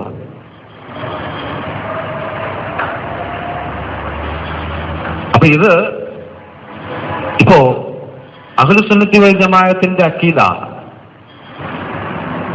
സുന്നികളുടെ അഖീദ എന്ന് പറയുന്നത് അവർക്ക് ഷാഫി, ഹനഫി, ഹംബലി, മാലിക് 4 മദ്ഹബാണല്ലോ ഉള്ളത്. അത് ഫിഖ്ഹിന്റെ കർമ്മശാസ്ത്രപരമായ മദ്ഹബ് അവർക്കുള്ളത്. അവരുടെ അഖീദയുടെ, അതായത് വിശ്വാസ പ്രമാണത്തിന്റെ മദ്ഹബുണ്ട്. അത് 2 മദ്ഹബാണ് നിലവിൽ അവർ അംഗീകരിച്ചിട്ടുള്ള മദ്ഹബുള്ളത്. ഒന്ന് മാതുരീദി എന്ന് പറയുന്ന ഒരു ഇമാമിന്റെ മദ്ഹബ്, മാതുരീദി മദ്ഹബും പിന്നെ അശ്വരി മദ്ഹബും. അങ്ങനെ 2 എണ്ണമാണ് അഖീദയുടെ മദ്ഹബുകൾ. ഈ അശ്വരി ഇമാമിന്റെ അഖീദയുടെ മദ്ഹബാണ് കേരളത്തിലെ സുന്നികള് പിന്തുടരുന്നത്. ഈ അശ്വരി 25 വർഷക്കാലം, ഏതാണ്ട് 30 വർഷക്കാലം അദ്ദേഹം മുഅ്തസിലി വാദക്കാരനായിരുന്നു. ഈ മുഅ്തസിലി വാദക്കാരനായിരുന്ന കാലഘട്ടത്തിൽ അദ്ദേഹം ധാരാളം വാദപ്രതിവാദങ്ങളും ധാരാളം പ്രസംഗങ്ങളും ധാരാളം പുസ്തകങ്ങളും എഴുതിയിട്ടുണ്ട്. ആ കാലഘട്ടത്തിൽ എഴുതിയ പുസ്തകം ഏതാ? പിന്നീട് തൗബ ചെയ്ത് മുഅ്തസിലി വാദത്തിൽ നിന്ന് പിൻവലിഞ്ഞ് അഹ്ലുസുന്നത്ത് വൽ ജമാഅത്തിലേക്ക് ആയി കഴിഞ്ഞതിന് ശേഷം എഴുതിയ പ്രസംഗങ്ങൾ ഏതാണ്, വാദങ്ങൾ ഏതാണെന്ന് ഇവിടുത്തെ ഈ കൗമിന് തിരിച്ചറിയാൻ പറ്റുമോ? അതിനൊക്കെ പ്രാമാണികമാക്കാൻ വേണ്ടി അശ്വരി മദ്ഹബിനെ പ്രാമാണികമാക്കാൻ വേണ്ടി ഉണ്ടാക്കിയ ഒറ്റ ഹദീസ്, അശ്വരി എന്നിൽപ്പെട്ടവനാണ്, ഞാൻ അശ്വരിയിൽപ്പെട്ടവനാണ്. തീർന്നില്ലേ? നബി പറഞ്ഞു അശ്വരികൾ എന്നിൽപ്പെട്ടവരാണ്, ഞാൻ അവരിലും പെട്ട ആളാണ്. അപ്പൊ നബി ഖുറൈശിയും വിട്ടു, ഹാഷിമിയും വിട്ടു, എല്ലാം വിട്ടു, അശ്ശരിയായി. ഇങ്ങനെയാണ്. അപ്പൊ നമ്മൾ പഠിക്കാൻ തയ്യാറാവുക. നമുക്ക് കിട്ടുന്ന സമയങ്ങൾ ഖുർആനിക പഠനത്തിന് വേണ്ടി. ഖുർആൻ മാത്രമല്ല നമ്മൾ വായിക്കേണ്ടത്, നമ്മൾ ഈ എല്ലാ ആശയങ്ങളുടെയും പുസ്തകങ്ങളുമായിട്ട് വായിക്കുമ്പോൾ നമ്മളൊന്ന് കമ്പയർ ചെയ്യുമ്പോൾ, ഒരു താരതമ്യ പഠനത്തിന് നമ്മൾ തയ്യാറാവുമ്പോൾ നമുക്ക് അയാളുടെ പോക്കറ്റിലും മനസ്സിലാവും, ഇയാളുടെ പോക്കറ്റിലും മനസ്സിലാവും, നമുക്ക് യഥാർത്ഥത്തിലുള്ള കാര്യം മനസ്സിലാവും. നമ്മുടെ ഏറ്റവും വലിയ ഗുണം എന്ന് വെച്ചാൽ നമുക്ക് ധൈര്യമുള്ള ആളുകളാണ്. ഇപ്പോ ഇഖ്തിലാഫു ബൈനൽ ഉലമായി റഹ്മ, എന്റെ സമുദായത്തിലെ പണ്ഡിതന്മാരുടെ അഭിപ്രായ വ്യത്യാസം എന്റെ സമുദായത്തിന് അനുഗ്രഹമാണെന്ന് പറയുമ്പോൾ അത് റസൂൽ പറഞ്ഞതല്ല, അങ്ങനെ പറയാൻ സാധ്യതയില്ല എന്ന് പറയാനുള്ള ധൈര്യം ചങ്കൂറ്റം നമുക്കുണ്ട്, ഈമാനും നമുക്കുണ്ട്. അവർക്കതില്ല. അവരുടെ ഈമാനും ദുർബലമാണ്, അവരുടെ വിവരവും ദുർബലം. എന്നാൽ പഠിക്കാനും അവർ തയ്യാറാകുന്നില്ല. അതാണല്ലോ മൗലവി ആദ്യമായിട്ട് പറഞ്ഞത്, ഇസ്ലാം കാര്യങ്ങളിലുള്ള 10ൽ 1-ാമത്തേതെന്ന് പറഞ്ഞ് വിദ്യാഭ്യാസം നേടുക എന്ന് പറഞ്ഞല്ലോ. അതാണ് നമുക്ക് ഏറ്റവും ആദ്യം വേണ്ടത്. അപ്പൊ നമ്മൾ കുറേശ്ശെയായിട്ട് ഒറ്റയടിക്കുന്നു. നമുക്ക് പഠിക്കാൻ പറ്റില്ല. നമ്മൾ കുറച്ച് ഓരോരോ കാര്യങ്ങൾ, ഒരു ഖുർആൻ സൂക്തം വായിക്കുമ്പോൾ നമുക്കതിന്റെ ആശയങ്ങൾ, അതിലുപയോഗിച്ചിരിക്കുന്ന ഉപമ, അങ്ങനെയുള്ള കാര്യങ്ങൾ നമുക്ക് വായിച്ചു വരുമ്പോൾ നമ്മൾ അതിനോട് ബന്ധപ്പെട്ടിട്ടുള്ള അതിന് ഘടകവിരുദ്ധമായിട്ടുള്ള ഹദീസുകൾ കണ്ടു കഴിഞ്ഞാൽ നമുക്ക് ആ ഹദീസ് നമുക്ക് തന്നെ തള്ളിക്കളയാം. ഒരു പണ്ഡിതന്റെ സപ്പോർട്ട് നമുക്ക് ആവശ്യമില്ല. കാരണം നമ്മൾ ബുദ്ധിയുള്ള, നമുക്ക് കോമൺ സെൻസ് ഉപയോഗിച്ചാൽ മതി. അള്ളാഹ് ഒരുമിക്കൂ, നിങ്ങൾ ഒന്നിക്കൂ എന്ന് പറയുമ്പോൾ റസൂൽ ഭിന്നിക്കൂ എന്ന് പറയൂല്ലോ. പറയുന്ന ഖുർആൻ വിശ്വാസികളായ, പ്രവാചകനെ സ്നേഹിക്കുന്ന നമ്മൾ ആരും അത് അംഗീകരിക്കുകയില്ല. നമ്മുടെ പ്രവാചക സ്നേഹം എന്ന് പറഞ്ഞാൽ അങ്ങനെയാണ്. ഖുർആനെതിരെ ആ പ്രവാചകൻ പറയില്ല, ആ പ്രവാചകനെതിരെ ആര് പറഞ്ഞാലും നമ്മൾ സമ്മതിക്കുകയില്ല. നമ്മുടെ പോളിസി അതാണ്. ഖുർആനെതിരെ പ്രവാചകനൊന്നും പറയില്ല, ആ പ്രവാചകനെതിരെ ആരെന്ത് പറഞ്ഞാലും നമ്മൾ സമ്മതിക്കുകയില്ല. അത് ബുഖാരി ആയാലും വേണ്ടില്ല, അബൂ ഹുറൈറ ആയാലും വേണ്ടില്ല, ആരായാലും വേണ്ടില്ല. ഇപ്പൊ ഞാൻ പറഞ്ഞില്ല, നേരത്തെ പറഞ്ഞ പോലെ ഇക്ബാലിന്റെ കാര്യങ്ങൾ പറഞ്ഞില്ലേ, മദീനത്തെ കള്ളിച്ചാപ്പിനോട് ഉപമിക്കാന്ന് പറഞ്ഞാൽ വളരെ മോശമായിട്ടുള്ള ഇതാണ്. നമ്മൾ തന്നെ റസൂലിന്റെ ഖബറിനെ നമ്മൾ അംഗീകരിക്കുന്ന മാബൈന കബരീവ മെമ്പീർ റൗളത്തുമിൻ റിയാദിൽ ജന്ന എന്നുള്ളതാണ് നിൽക്കട്ടെ. നോർമൽ സിൽസിലാണെങ്കിൽ പോലും നമ്മുടെ ഒരു മഹാത്മാഗാന്ധിയുടെ ഖബറിടമാണെങ്കിലും അതിനെ കള്ളിച്ചാപ്പിനോട് ഉപമിച്ചാൽ ഇവിടുത്തെ കോൺഗ്രസ് സംഭവിക്കുമോ? ആ വികാരം നമുക്ക് അതിനകത്തുള്ളൂ എന്ന്. അപ്പോൾ നമ്മൾ പഠിക്കാൻ തയ്യാറാവുക. അങ്ങനെ പഠിക്കാനും നമ്മുടെ മനസ്സിന് പ്രകാശമുണ്ടാക്കുവാനും നമ്മൾ വഴി നമുക്ക് ലഭിക്കുന്ന പ്രകാശം മറ്റുള്ളവർക്ക് പകർന്നു കൊടുക്കുവാനുള്ള അവസരമായി നമ്മൾ ഈ വേദിയെ കാണുകയും, ഈ വേദി എൻ്റെ ഒരു വിനീതമായ അഭിപ്രായം എന്ന് പറഞ്ഞാൽ അല്പം കൂടി ഒരു സജീവമാകേണ്ടത് വളരെ അത്യാവശ്യമാണ്.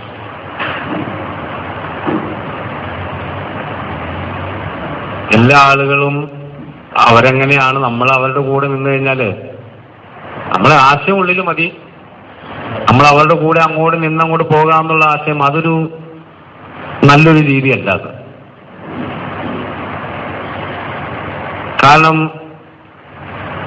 ആദർശം എന്ന് പറയുന്നത് അതാണല്ലോ എല്ലാം. പരസ്യം പറഞ്ഞ പോലെ വിശ്വാസം അതാണല്ലോ എല്ലാം എന്ന് പറഞ്ഞ പോലെ ആ ആദർശത്തിന് വേണ്ടി ഇറങ്ങി പുറപ്പെടണം. പ്രവാചകന്മാരെല്ലാവരും ആ ആദർശത്തിന് വേണ്ടിയാണ് ഇറങ്ങി പുറപ്പെട്ടത്.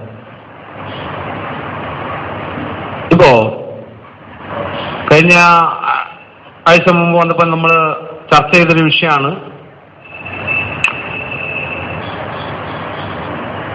ഒരു ഖുദ്സിയായ ഹദീസ് എന്നും പറഞ്ഞ് നമ്മൾ ചർച്ച ചെയ്തു. അല കൻസം മഫിയ, അള്ളാഹ് പറയണ പോലെ പറയുകയാണ്, ഞാന് മൂടി വെക്കപ്പെട്ടിരുന്ന ഒരു ഗോപ്യമാക്കപ്പെട്ടി വെച്ചിരുന്ന ഒരു നിധിയായിരുന്നു. ആരാലും അറിയപ്പെടാതെ ഒരു നിധി, എവിടെയോ വെക്കപ്പെട്ട ഒരു നിധിയായിരുന്നു ഞാൻ. അല കൻസം മഫിയ അഹ്ബബ്തു അൻ ഉറഫ, ഞാൻ അറിയപ്പെടാൻ ആഗ്രഹിച്ചു. അള്ളാഹ് തന്നെ സ്വയം അറിയപ്പെടാൻ വേണ്ടി ആഗ്രഹിച്ചു.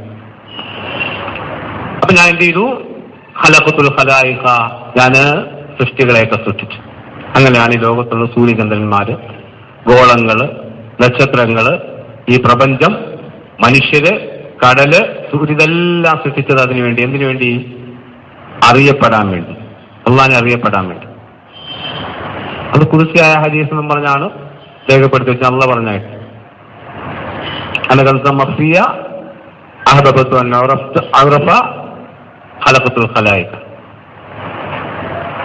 അപ്പൊ അത്രയും നാളും അള്ളാഹിനെ ആരും അറിയപ്പെടാതെ ഗോപ്യമാക്കി വെക്കപ്പെട്ടിരിക്കുന്ന സംഗതിയായിരുന്നു, വിധിയായിരുന്നു. പിന്നെ സൃഷ്ടികളെ സൃഷ്ടിച്ചെന്തിനാ? അള്ളാഹിനെ അറിയപ്പെടാൻ വേണ്ടി, ശരിക്കും പറഞ്ഞാൽ മാർക്കറ്റ് ചെയ്യാൻ വേണ്ടി.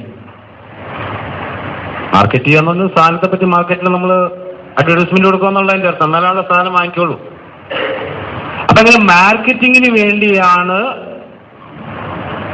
ഈ സൃഷ്ടികളെ മുഴുവനും സൃഷ്ടിച്ചത്. അതിൽ നിന്നും ചില സൃഷ്ടികളെ തെരഞ്ഞെടുത്ത് ഓരോ പ്രവാചകന്മാരാക്കി അവർക്ക് ചില വേദഗ്രന്ഥങ്ങളെല്ലാം കൊടുത്ത് ദൈവം ഭൂമിയിൽ അവരെ അവതരിപ്പിച്ചു. അങ്ങനെ ദൈവത്തെ പറ്റിയുള്ള അറിവ് നമുക്കുണ്ടായി. മുകളിലാണ് ഇരിക്കുന്നത്, അർശിലാണ് ഇരിക്കുന്നത്, ഏഴാം ആകാശം ചിലപ്പോഴൊക്കെ താഴത്തേക്ക് ഇറങ്ങി വരും, ഇതിങ്ങനെ മുകളിലേക്ക് കയറി പോകും. അങ്ങനെയുള്ള സങ്കല്പങ്ങളും കാര്യങ്ങളെല്ലാം ഉണ്ടായി. പക്ഷെ അതൊന്നല്ല സംഭവം. ഇത് ശരിയാകാം. വേദഗ്രന്ഥങ്ങളിലൂടെ അല്ലാഹു തആല മനുഷ്യരെ സംസ്കരിക്കുക എന്നുള്ള ദൗത്യം നിർവഹണത്തിന് വേണ്ടിയാണ്, മനുഷ്യരെ സംസ്കരിക്കാൻ വേണ്ടിയാണ് ഈ വേദഗ്രന്ഥങ്ങൾ അവതരിപ്പിച്ചത്. ആ വേദഗ്രന്ഥങ്ങൾ പിൻപറ്റുക. നമ്മൾ പറയും അവരാണ്, ക്രിസ്ത്യാനികളാണ് മാറ്റിമറിച്ചത്, ക്രിസ്ത്യാനികൾ പറയും മുസ്ലിങ്ങളാണ് മാറ്റിമറിച്ചത്, ക്രിസ്ത്യാനികളും മുസ്ലിങ്ങളും പറയും ജൂതന്മാരാണ് അവരുടെ വേദഗ്രന്ഥം മാറ്റിമറിച്ചത്. ഇതെല്ലാം നമ്മൾ പരസ്പരം അങ്ങോട്ടും ഇങ്ങോട്ടും വാദപ്രതിവാദം. നമ്മളെ മാറ്റിമറിക്കലിനെ പറ്റി ആരും ചിന്തിക്കുന്നില്ല. നമ്മൾ മാറ്റിമറിച്ചതിനെ പറ്റി ആരും ചിന്തിക്കണില്ല. ഷിയാക്കളുടെ ഒക്കെ വിശ്വാസം അനുസരിച്ച് അള്ളാഹു ജിബ്രീൽ മുഖേന മുഹമ്മദ് നബിക്ക് അവതരിപ്പിച്ചു കൊടുത്ത ഖുർആനിൽ 17,000 ആയത്തുകൾ ഉണ്ടായിരുന്നു എന്നാണ് ഷിയാക്കളുടെ വിശ്വാസം. 17,000 ആയത്തുകൾ. വേറെ അതും ഹദീസായിട്ടാണ് പറഞ്ഞത്, അവരുടെ ഇമാമിങ്ങളുടെ ഹദീസായിട്ട്. വേറെ ഇതിൽ പറയുന്നു ഫാത്തിമയുടെ ഖുർആനാണ് നമ്മളോടൊപ്പം ഉള്ളത്. അതില് ഈ സുന്നികളുടെ ഒരു ഹർഫ് പോലുമില്ല. ഫാത്തിമയ്ക്ക് അവതരിപ്പിച്ചു കൊടുത്ത ഖുർആനാണ് നമ്മുടെ കയ്യിലുള്ളത്. അതിൽ സുന്നികളുടെ ഒരു ഹർഫ് പോലും ഇല്ല. ഇമാം ജാഫർ ബിൻ സാദിഖ് റിപ്പോർട്ട് ചെയ്യുന്നു.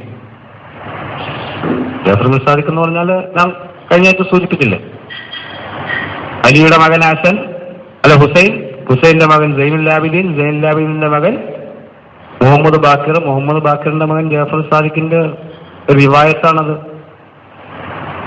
നമ്മുടെ കയ്യിലുള്ളത് ഫാത്തിമയുടെ ഖുർആനാണ്. അതില് സുന്നികളുടെ ഖുർആനിൽ ഒരു ഹർഫ് പോലും ഇല്ല. അപ്പൊ ഷിയാക്കളുടെ ഖുർആൻ എവിടെയാ? ഷിയാക്കളുടെ ഖുർആൻ അത് അലി ഒളിപ്പിച്ചു വെച്ചേക്കുവാണ്. ഇമാം മഹദി വരുമ്പോഴേ അത് പുറത്തെടുക്കുള്ളൂ. ഇമാം മഹദി എവിടെയാ? ഇമാം മഹദി AD 255 ജനിച്ചു. മരിച്ചോ? മരിച്ചതായിട്ട് റിപ്പോർട്ടൊന്നുമില്ല. പക്ഷേ ഒരു സ്ഥലത്ത് ഖബറുള്ളതായിട്ട് അറിയാം.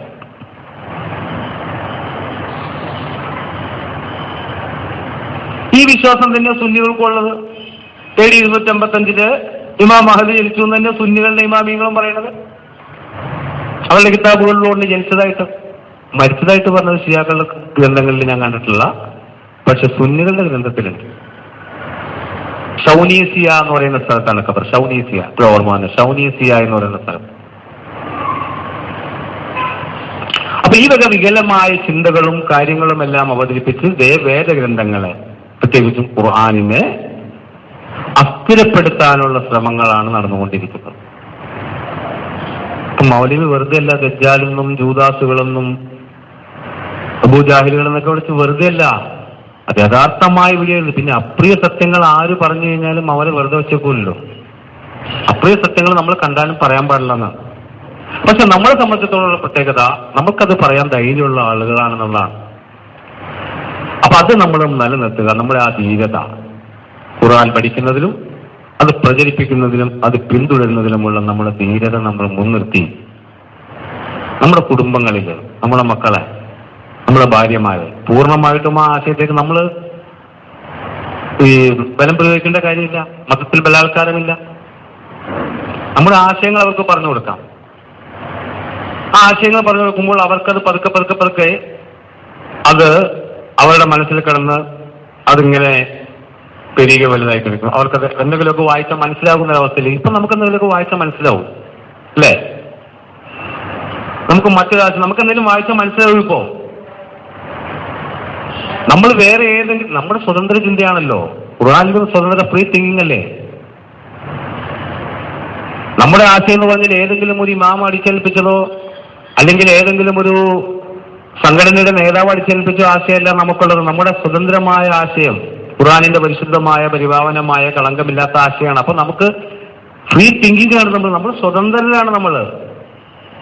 അപ്പൊ നമ്മുടെ ആ സ്വതന്ത്രമായ ചിന്ത അത് നമ്മുടെ മക്കളിലേക്കും നമ്മുടെ സുഹൃത്തുക്കളിലേക്കും നമ്മുടെ സഹോദരങ്ങളിലേക്കും നമ്മൾ പകർന്നു കൊടുക്കുമ്പോൾ അവരിലും അതിന്റെ ഒരു ചെറിയ അനക്കം, ഒരു ചലനം അവരിലുണ്ടാകും. അവർക്ക് എന്തെങ്കിലുമൊക്കെ പറഞ്ഞാൽ മനസ്സിലാവും. നമുക്കിതൊക്കെ മനസ്സിലാവണം എങ്ങനെയാ? നമുക്ക് ചെറിയൊരു പ്രഭ പകർന്നു കിട്ടിയതുകൊണ്ടല്ലേ നമ്മൾ ചിന്തിക്കാന്നുണ്ടല്ലേ നമ്മൾ ചിന്തിക്കോ? അല്ലെങ്കിൽ നമ്മൾ ഉലായികക്കെല്ലാം നമ്മളും ഇതുപോലെ തന്നെ ഈ നാൽക്കാലികളെ പോലെ. ഇമാം മാലിക് പറഞ്ഞു, മാലിക് മദ്ഹബിന്റെ ഇമാം മാലിക് ബിൻ അനസിന്റെ ഒരു ഇതുണ്ട്.